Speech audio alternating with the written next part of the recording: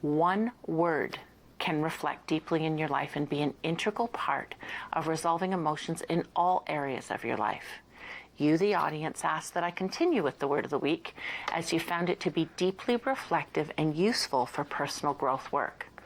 So as I sit every week and ponder the word of the week, I reflect on different elements of the week prior before I choose. And this week I have chosen the word grief. The dictionary meaning of the word grief is deep sorrow, especially that's caused by someone's death.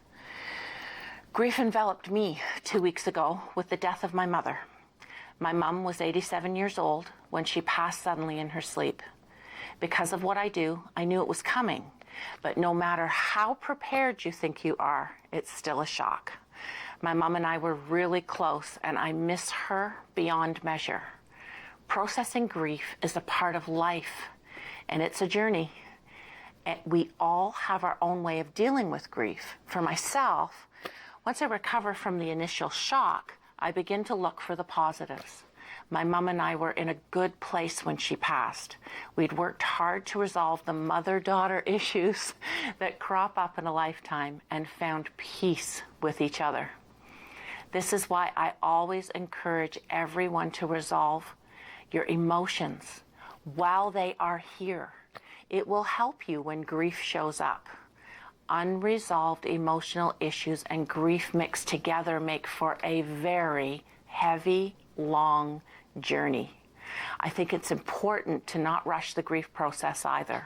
Cramming down emotions means they will only burst through the cracks in another way, and it is usually not pleasant. Don't be afraid to talk about death. It's a part of life.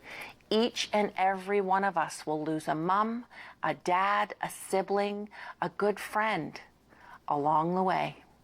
Talking to people will encourage others to speak of their experience, and in so doing, we all heal a little.